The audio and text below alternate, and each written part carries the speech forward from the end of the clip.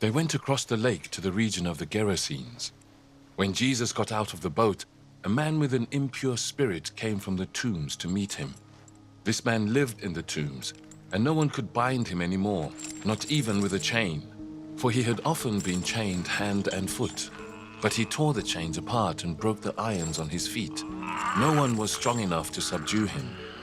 Night and day among the tombs and in the hills, he would cry out and cut himself with stones. When he saw Jesus from a distance, he ran and fell on his knees in front of him.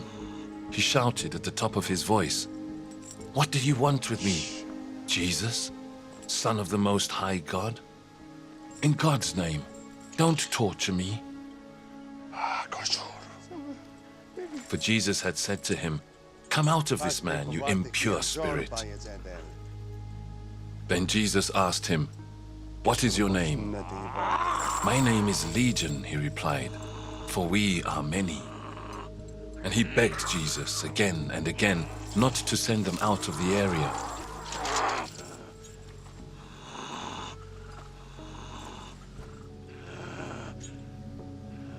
A large herd of pigs was feeding on the nearby hillside.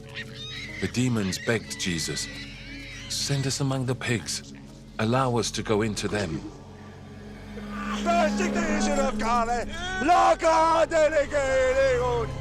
He gave them permission, and the impure spirits came out and went into the pigs. The herd, about 2,000 in number, rushed down the steep bank into the lake and were drowned.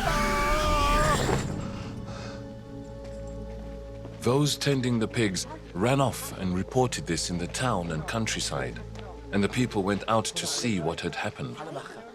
When they came to Jesus, they saw the man who had been possessed by the legion of demons sitting there, dressed, and in his right mind, and they were afraid. Those who had seen it told the people what had happened to the demon-possessed man, and told about the pigs as well. Then the people began to plead with Jesus to leave their region.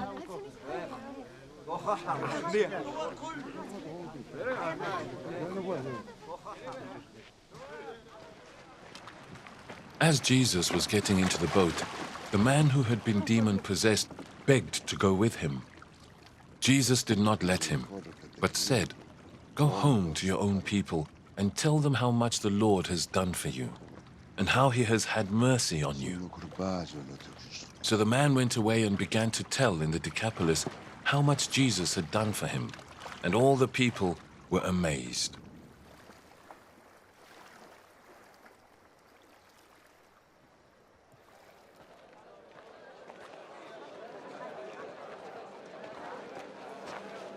When Jesus had again crossed over by boat to the other side of the lake, a large crowd gathered around him while he was by the lake. Then one of the synagogue leaders named Jairus came, and when he saw Jesus, he fell at his feet. He pleaded earnestly with him, "My little daughter is dying. Please, come and put your hands on her so that she will be healed and live." So Jesus went with him. A large crowd followed and pressed around him. And a woman was there who had been subject to bleeding for 12 years. She had suffered a great deal under the care of many doctors and had spent all she had. Yet instead of getting better, she grew worse. When she heard about Jesus, she came up behind him in the crowd and touched his cloak, because she thought, "If I just touch his clothes, I will be healed." Immediately her bleeding stopped, and she felt in her body that she was freed from her suffering. At once, Jesus realized that power had gone out from him. He turned around in the crowd and asked, "Who touched my clothes?" "You see the people crowding against you," his disciples answered, "and yet you can ask, 'Who touched me?'" But Jesus kept looking around to see who had done it. Then the woman, knowing what had happened to her, came and fell at his feet, and trembling with fear, told him the whole truth. He said to her, "Daughter, your faith has healed you. Go in peace and be freed from your suffering." While Jesus was still speaking, Some people came from the house of Jairus, the synagogue leader. "Your daughter is dead," they said. "Why bother the teacher anymore?" Overhearing what they said, Jesus told him, "Don't be afraid, just believe." He did not let anyone follow him except Peter, James, and John, the brother of James. When they came to the home of the synagogue leader, Jesus saw a commotion, with people crying and wailing loudly. He went in and said to them, "Why all this commotion and wailing? The child is not dead, but asleep." But they laughed at him. After he put them all out, he took the child's father and mother and the disciples who were with him and went in where the child was. He took her by the hand and said to her, "Talitha kum," which means, "Little girl, I say to you, get up."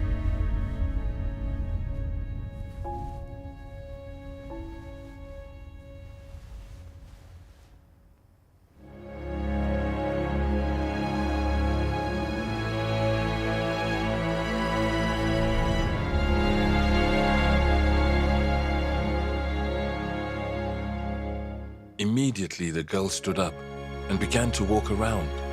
She was 12 years old.